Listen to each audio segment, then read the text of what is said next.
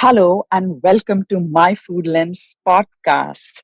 This is a very special episode because I'm recording it at a very special location, and that is Bali. I've had this podcast script with me for months, and I just did not have the time or the energy or the inspiration to record it. And I'm here in Bali now, and we found this beautiful co working space. It had a beautiful and an amazing podcast recording room. It overlooks the rice fields. I have like 20 tall coconut trees in front of me right now. I have paddy fields in front of me. I have beautiful sunshine, beautiful blue skies, and I'm feeling so inspired to record this episode, which is going to be after a really long time that I'm actually recording a podcast episode. So it's very special because it's bringing my creativity, my enthusiasm, and my energy for this podcast back again. Now, you may not hear this episode in the same order, but I just wanted to let you know that I'm sitting here in Bali under beautiful blue skies. I'm bringing this very powerful episode for you today, which is all about compositions and how to make compositions look natural.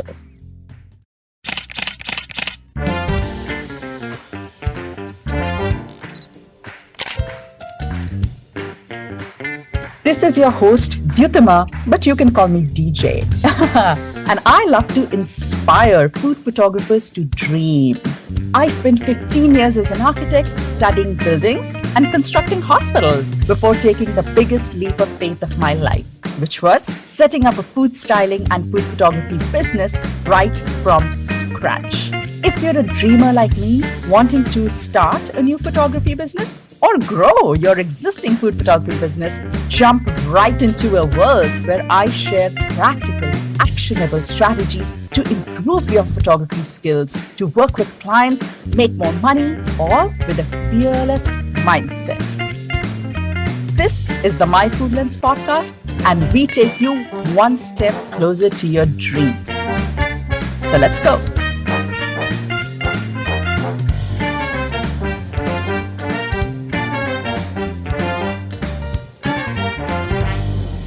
So one of the biggest shifts in trends that we have seen is actually the shift from a very, staged kind of photography to very natural style. Even if it is a brand like McDonald's or even smaller brands, everybody is looking for photos that actually their audience or their customers can relate to, right? And the more natural a photo is, obviously, the more relatable it is. So, when we see that sauce dripping from a burger, I know it's messy, but it feels natural because when you eat a burger, it is messy, boss. If you tell me that you eat a burger neatly, well, I'll say, please send me a video and I want to learn that. But then I'll say that most of the world actually eats burger in a way that would put a 3-year-old to shame, which is like sauce dripping, lettuce falling, and it's just messy, but also so relatable, right? So until half of your filling is not falling out of that every bite, it is not a fulfilling burger experience. And that's why when we see that messiness, we see that sauce in that photo, we instantly envision that that's exactly how we're going to eat that burger. That's exactly how that burger will look when it comes in front of us. And we absolutely relate to it. So that's the power of making a photo look really natural, okay? It can make you want to buy food. It can make the audience want to cook that recipe, or it can just make you drool looking at the photo. So whether you're a food photographer, whether you're a food blogger, or you're taking photos of food, for whatever your own hobby, your own reason, you want your audience to do at least one of that, to either drool, to either buy the photo, or to either cook the recipe. And the less staged your photos are, the higher the chances of it happening. All right. So before I get into the details of how to make compositions look less staged, make them look natural, I do want to mention one thing that, especially if you're a commercial food photographer, I do want to let you know that every client is different.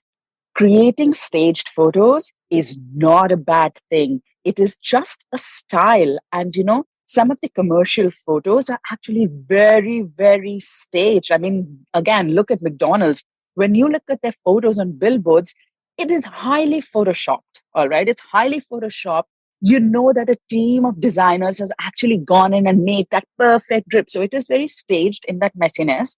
But what I mean is that staged is also a style. It is not bad, all right? But what we are talking about today is how to create the more natural style of composition, something that the average viewer can actually relate to. So every client is different.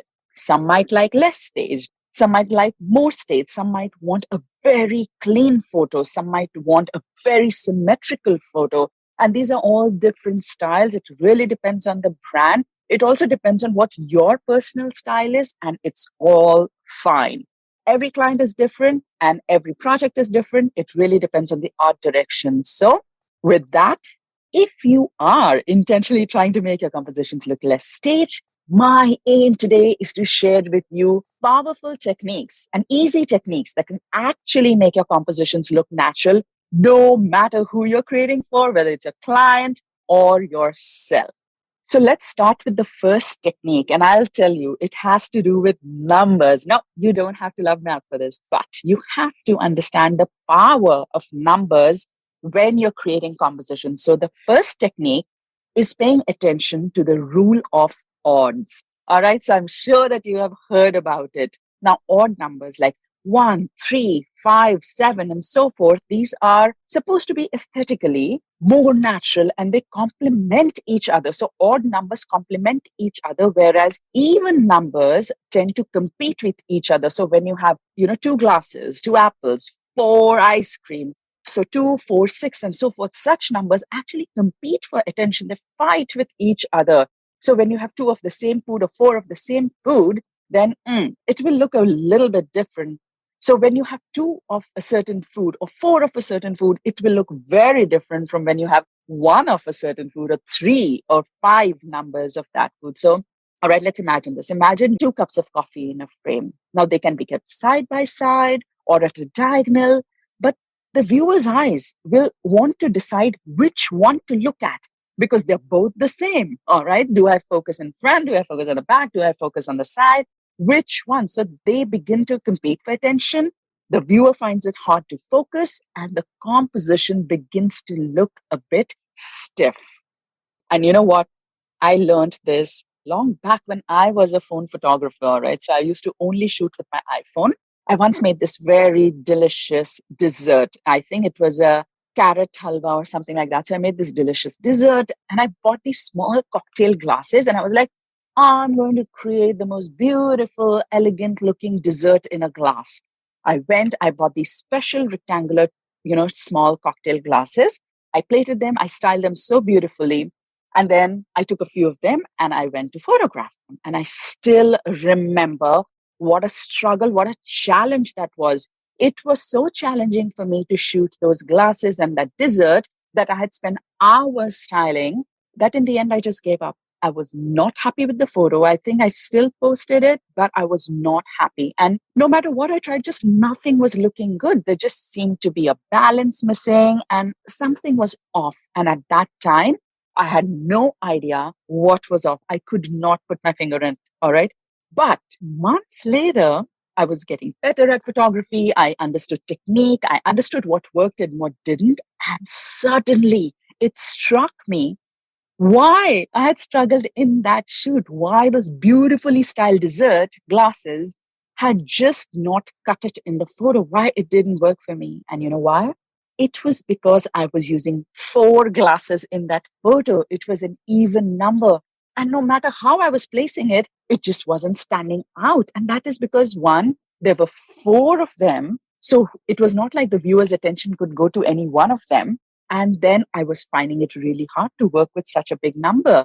All right. So that's how I realized that actually the rule of odds is not just something that helps us in creating a more aesthetic composition. I feel like it makes composition creation easier.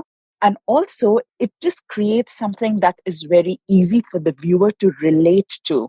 So, let's say I had used 3 glasses or 5 glasses.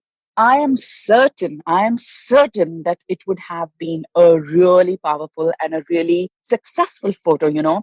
I could have placed the glasses in a way that the eye could bounce from one glass to the other, like a triangle. It would feel more playful, maybe more natural and just easy on the eyes. So my suggestion would be to try working with odd numbers. So if you have no choice, but you really have to work with even numbers, well, there are ways around it. It doesn't mean that you can't work, all right? You can use a shallow depth of field so that one is more in focus of the other and your viewer knows immediately which one is the hero and where they should focus. And, also just using a shallower depth of field, it brings a bit of softness to the photo, which is always so beautiful.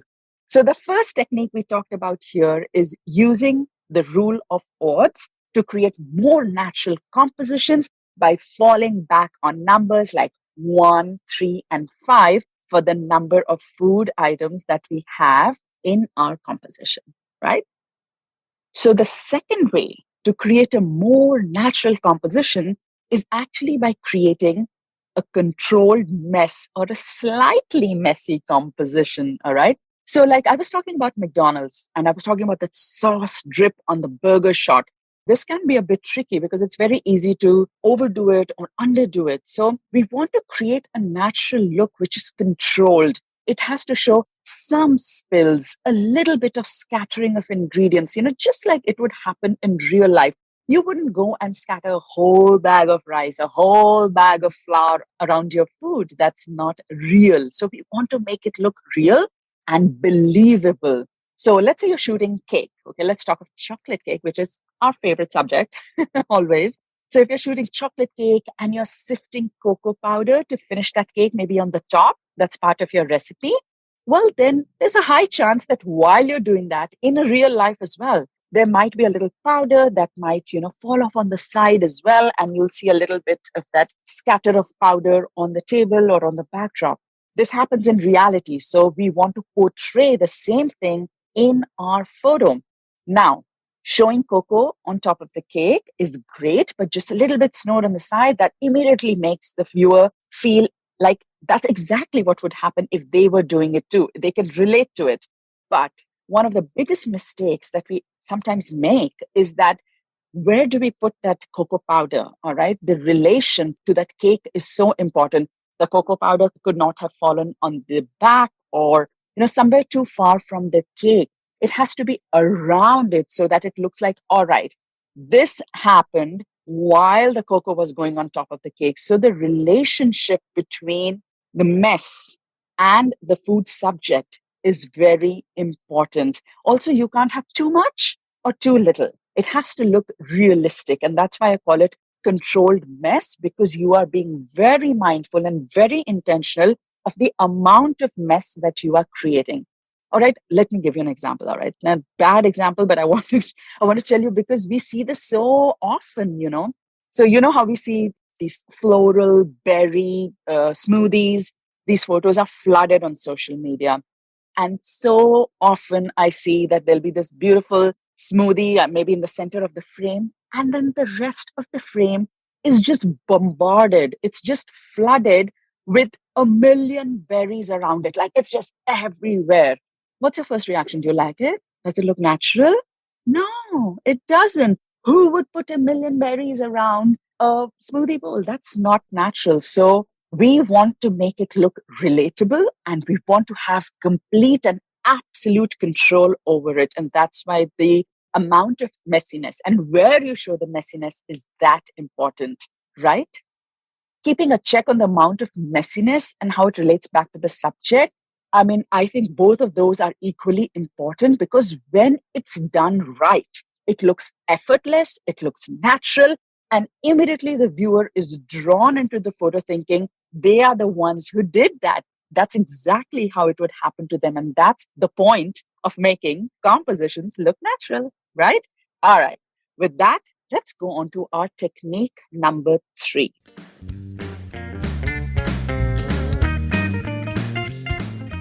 So the third way to make compositions look natural is through the placement of our hero subject. So the position of the hero subject can actually play a huge role, often quite underrated, but it can play a huge role in how the viewer feels about it, how relatable and how natural it is. That position plays a critical part.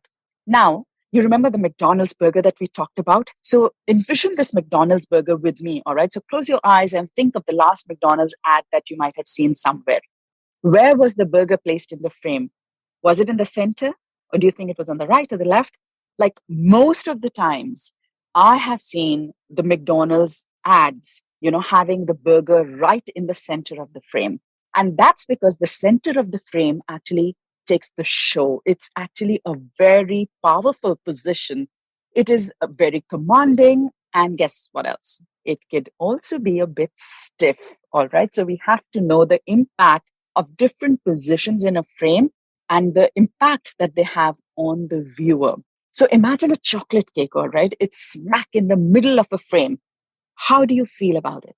It could look beautiful, but it also looks quite commanding, right? It's standing right, staring in your face, right in the center, all right? It's like it's commanding and it just wants you to say that I'll look great. And I don't mean that in a negative way. Actually, the center position is very bold, but not everybody likes bold. We want maybe a little bit of softness, a little bit of vulnerability.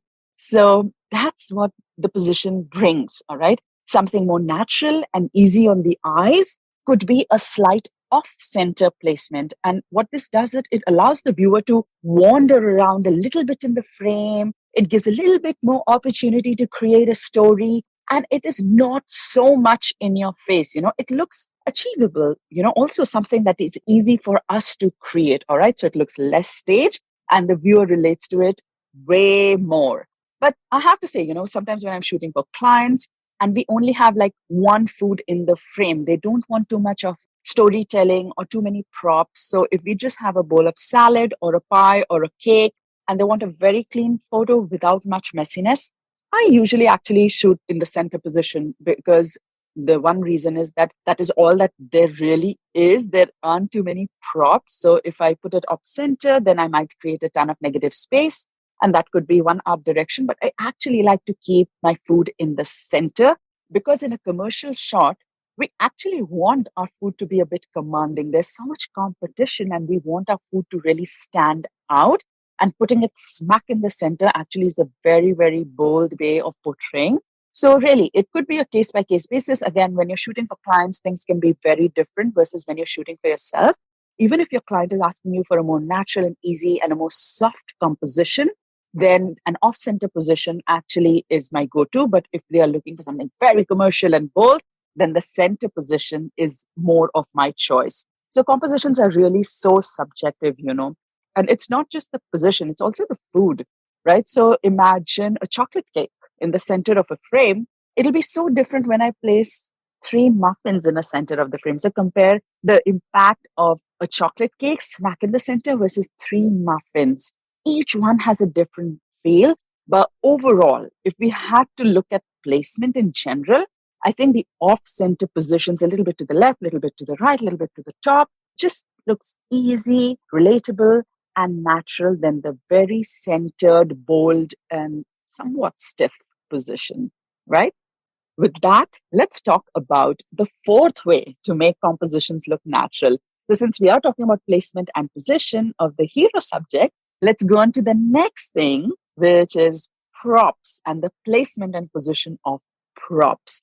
That might not sound important, but boss, it is a true deal breaker. So I've seen the simplest of compositions looking wow by just the creativity of prop placement and prop positioning. So a few ways that props can be positioned so that they look natural is actually just placing them at irregular distances. Just something the way you would see them in your house. It's not like every cup is lined up with the same distance between them. Some cups are closer, some cups are kept further apart.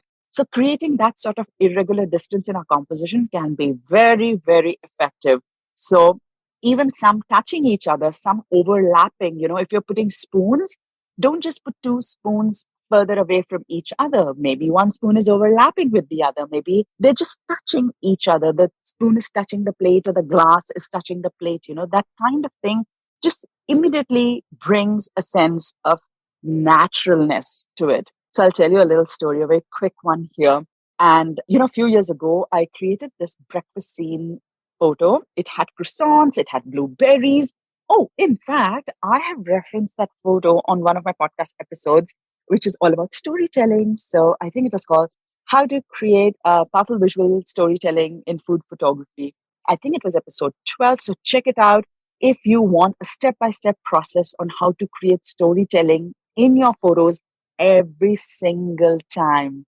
All right. So going back to that photo, I took that photo of croissants and blueberry and it turned out quite nice. I would say I put it up on social media. Everybody absolutely loved it. And then I went and showed it to one of my photography mentors and she liked it. She said it was good, but then she hesitated and then she said, but it also looks a bit staged. So obviously I was quite disappointed. I thought I had done a great job and to hear that wasn't as easy, but I wanted to understand why. Why did that look staged to her? And then she made me look at the blueberries in the photo. I think there were three blueberries on a plate kept next to a croissant, and each berry was just a little bit at a distance from each other, kind of in a triangular format. And then she asked me to look at the blueberries that were on the backdrop, that were outside the plate in the photo. And there were also three berries, but out of them, two were touching and overlapping with each other, and the third one was just a bit off. And then she said, "Doesn't this look more natural to you?" Whereas putting three berries, yes, you put three berries, you were using the power of odd numbers, but still you place them in a bit distance, like kind of equal distance from each other in a triangular way, and it just does not look as natural as something that overlaps or touches each other. Every single detail has the power to take your photo to the next level, and props, like even something as small as blueberries, can play such a big part. So today that croissant photo is actually on my Pinterest business page and it has gone viral. It's sort of viral, all right? Everybody loves that photo, but I can never unsee those staged blueberries. The way I see that photo is so different from the way everyone else sees it. So that was a very big lesson for me that one of my mentors taught me. And that was all about the power of placement of props that can make something look natural and more relatable. So go ahead and create that bit of unevenness in your props when you're creating your compositions. Position them far, position them near, position them touching, position them separate, bring a little bit of dynamism because that's exactly how it appears in real life. You must always just remember how would we see it in real life and then try to recreate that, but with complete intention and control. So we are all a little bit messy in our personal life. So let that come out in your composition. Let that come out in a very natural and controlled way in your position and placement of your props as well. And with that, let's talk about one more way that you can make compositions look natural and a way that you would have probably not thought about. So, this comes down to the cropping of the photo. So, a photo's crop, like how you crop it, can make something look staged or natural. I know. You're like, how? How? Well, let me walk you through it. All right.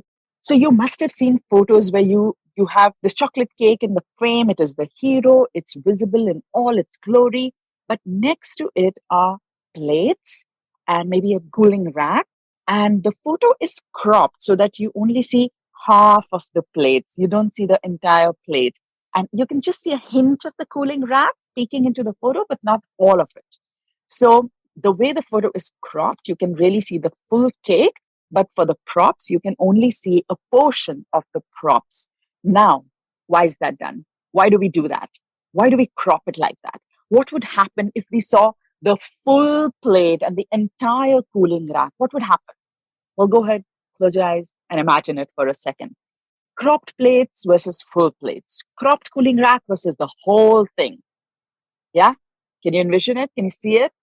Well, when we crop a photo, we are actually creating a story. Yep, boss. So cropping brings storytelling in a way that is very psychological. Like, for example, when you crop a photo where you see the full plate and the full cooling rack, you don't leave much to the imagination. And stories are all about bringing that imagination, that creativity to the viewer, transporting them into that scene.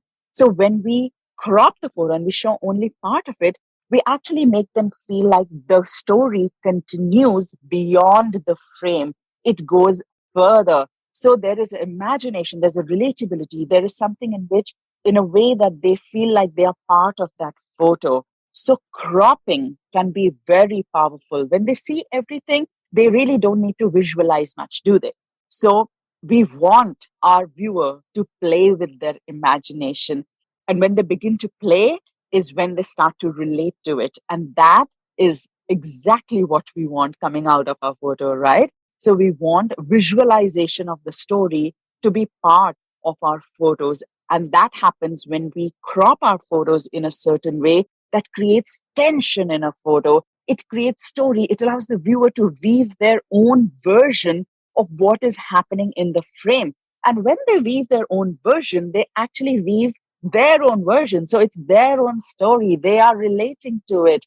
All right. We want them to feel that connection, to feel that it is happening to them, to feel that that recipe is achievable, that they can buy that food, that if they eat it, that's exactly how it will happen in that moment of time. I know. You're just like rolling your eyes. What is this woman talking about? Really, cropping a frame can do so much. Well, yes, boss, it totally can. And you'll be amazed how a brilliant photo can be made even better just by cropping it so creatively. So, cropping the main hero, I would say, is not such a great idea, unless, of course, that is your art direction, but cropping props and side dishes, can be very, very cool in taking away that staged look and, creating something that feels like, oh, it just happened by itself, by chance. Well, only you would know the secret that you intentionally and you purposely created it and cropped it in a way so that it feels more relatable. All right, so there you go. There you have it.